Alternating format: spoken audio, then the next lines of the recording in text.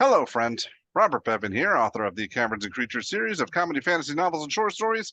With me is Sam West, and today we're talking about the spell Shadow of Moil. I don't know what Spooky. noises are coming through the microphone, but I've tried.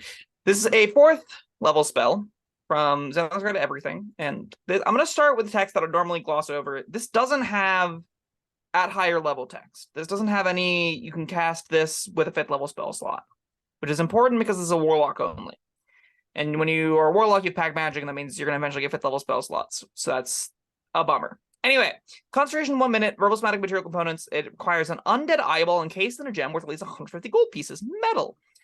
Flame-like shadows wreath your body until the spell ends, causing you to become heavily obscured to others. That does a lot of things that we'll get into. The shadows turn to dim light within... the shadows turn dim light within 10 feet of you into darkness, and bright light in the same area to dim light. Till the spell ends, you have resistance to radiant damage. In addition, whenever a creature within 10 feet of you hits you with an attack, the shadow lashes out of the creature, dealing it 2d8 necrotic damage. That's it. That's everything it does. All right, first question. How does an undead eyeball encased in a gem only cost 150 gold pieces? That seems like quite a process to retrieve and alternatively to perform. Zombies are a dime a dozen. They're just lying around in ditches everywhere. Zombies pop out of gravestones every other weekend. So you just gotta really find like a jeweler that's willing to like crack open a gem and glue it together around a zombie eyeball, right? That's the base level prerequisites.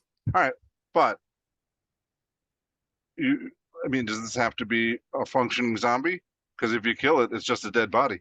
So yes. Oh, that's a really important question. I guess it does have to be a functioning zombie. So you have to restrain a zombie and extract the eyeball. Or cut off its head. It'll still be a like animated head.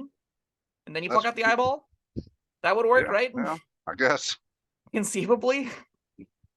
How you get it in the gem is the more interesting question to me, but like... All right, well, let's talk about the spell. Oh, sure. So there is some things about it. So flame-like shadows wreath your body until the spell ends, causing you to become heavily obscured to others. The shadows turn dim light within 10 feet of you into darkness, and bright light in the same area to dim light. Now, and this is important, if you don't have dark vision, you can't see through that. That's unfortunate. Sure is. So don't take this in characters that don't have dark vision, because then you are hamstringing yourself by making big cloak of shadowy darkness. All right, now I can't see anything, and that's not really where you want to be. So yeah, make sure you can see through it, assuming you can see through it. This is...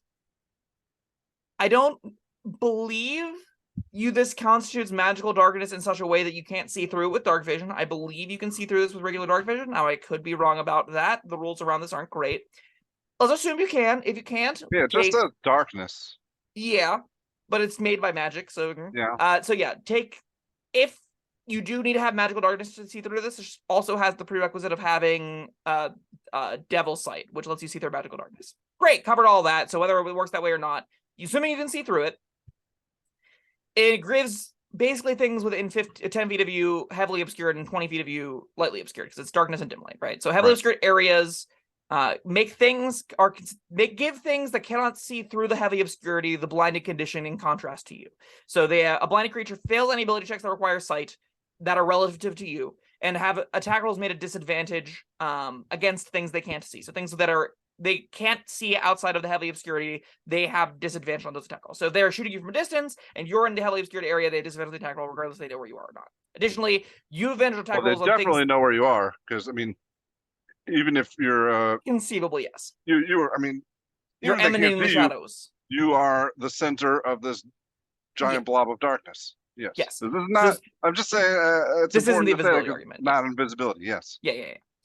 Additionally, attack rolls against you have attack rolls you'll have against things that cannot see through the heavy obscurity. So things that don't have magical dark vision or regular dark vision, depending on which of those this does, you'll have advantage on attack rolls against, because they can't see you, and things that can't see you because of the heavy obscurity are blinded to you, and you have advantage on attack rolls against blinded creatures. It's convoluted and messy. I really want them to change the rules so I don't have to have 3 different tabs open to read them, but here we are. So additionally, this spell gives you, until the spell ends, you have resistance to radiant damage. Doesn't matter. We can skip it. In addition, whenever a creature within 10 feet of you hits you with an attack, the shadow lashes out, dealing 2d8 necrotic damage.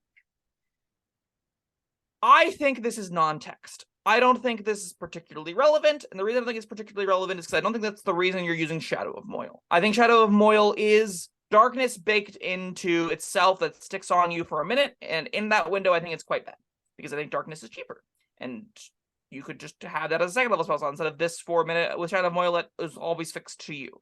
I think you don't want to set yourself up in environments oftentimes where you're going to get the crap beat out of you while you have a minute duration concentration effect up. That's often what Shadow of Moil asks you to do.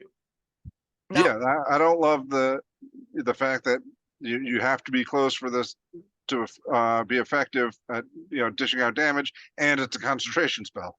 yeah. Like, that's just begging to have your concentration broken. Now, that all being said, there is an archetype of character that wants this, and that's the Hex Blade, which is a whole can of worms, but the gist of it is they're melee-based warlocks that like to be in the fray punching people. This taking your concentration to one of your pact slots is a pretty tall order for them. And that's where I'm most like, I don't really see this being something I want on that character. And if we can immediately compare it to something like Armor of Agathys, right? So Armor of Agathys is a spell I'm also not particularly high on, but it can be fine once you start casting it with 5th level spells. Once you're starting to put higher level spells into it that's reflecting 25 damage and giving you more hit points, I'm more interested. Hypothetically, this stacks on top of it. Hypothetically, you could have Shadow of Moil up and Armor of Agathys, but that is both of your spell slots. Eventually you'll get 3, and that's 2/3 of your spell slots for a single encounter worth of reflective damage, which is kind of difficult to justify having an entire build around, especially whenever you then also say, I'm not going to cast any other spells. I'm not going to have any of the hour-long concentration effects up. I'm not going to have any other kinds of instantaneous, big, exciting effects at my disposal on a character that's going to be taking extra attack. So that's where I'm like, I don't love this in that play pattern, but that's where it has a home. And I think on that character where you're going like full reflective damage, full melee warlock, you want to be running in there, making some attacks with extra with your great sword that's your pact blade, and getting a little bit of extra damage from your invocations, and you just say, screw utility, I'm gonna deal damage in combat. It probably is fine there, but you really need to get like 6 to 8 d8 damage out of it for it to be worth the cast. Yeah, so are you thinking this is only worth having on if you're stacking it with Armor of Agathys, and that's not an ideal place to be? Yeah, I think you would do it. I think a character could stack them or do them independently. I think Armor of Agathys is better at this job than Shadow of Moil is, and by a lot. Because Armor of Agathys does more damage, gives you like fixed damage, doesn't have concentration associated to it, so you don't have to worry about it going down. You know you're gonna get at least 25 damage out of it. You know you're gonna temporary hit points out of it. You know you get what you sign up for. It upcasts. I keep saying 25 because you can use 5th level spell slots, and this can't. This can only ever use 4th level spell slots, so it's wasting power because it can't upcast in any reasonable way. I think that the ceiling on Shadow of Moil is slightly higher in that, like, 50 things attacked me and I managed to maintain concentration through all of it. Miraculous! That's 100 d8 damage. But like the reality of it is it's going to go down relatively quickly. It's going to go down after like 6-7 attacks at most. And in that instance, it was probably slightly better than Armor of Agathys, but a lot less consistent. So I don't... And I'm not a huge advocate for Armor of Agathys. I don't think that spell's particularly good. That's where I'm ultimately like Shadow of Moil, because it also takes your concentration, means it has to say you're not doing any of the other things that warlocks like to be doing. I don't think it's worth casting. I think it's pretty bad on most characters. No, the concentration pretty much kills it for me. I should mention, unlike Armor of Agathys, this does give everything attacking you disadvantage, assuming they can't see through the darkness. That's a tough assumption, because like everything has dark vision. Again, and that's going to make it a very important note: is this magical darkness or not?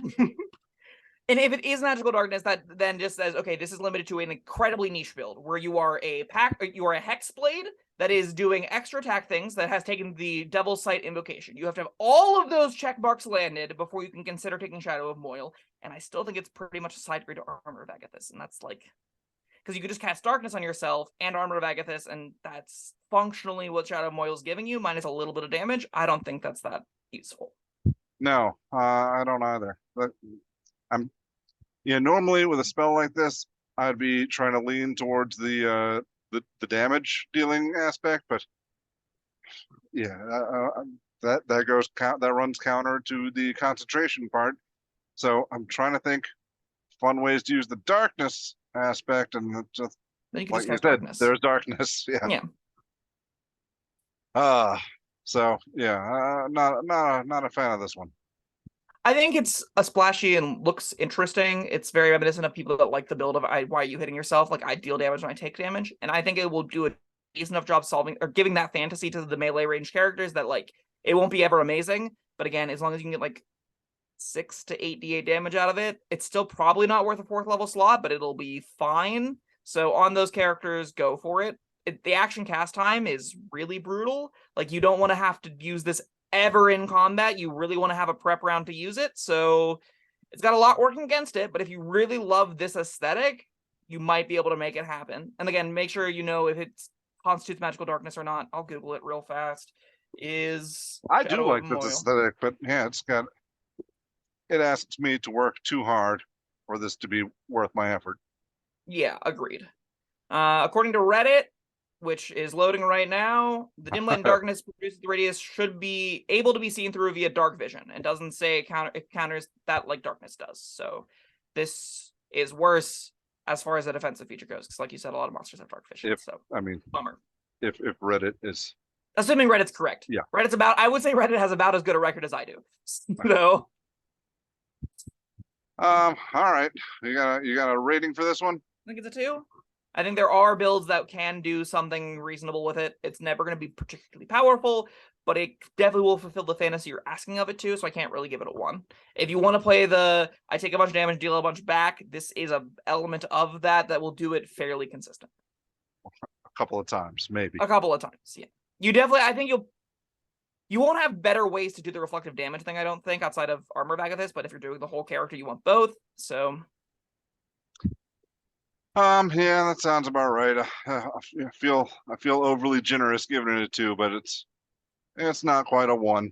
It's not uncastable. We've talked about a lot of uncastable spells. Oh yeah, recently. We've been in a slump as far as like we need a good banger spell or feat sometime soon. This is getting ridiculous. All right, well, that was Shadow of Moil. This video was actually requested by someone in the comments of another video, so I hope we lived up to your expectations. Everyone else, let us know what you think. And hit the like and subscribe, and we'll see you next time. Bye-bye. Thank you for watching. If you found this helpful, informative, or entertaining, I'd really appreciate it if you hit the like button below. You needn't smash it. A gentle tap will suffice. If you want to see more videos like this, subscribe to the channel. And make sure you check out the links in the description, where you'll find my Caverns and Creatures series of comedy fantasy novels, Sam's full review of the spell, and other fun things.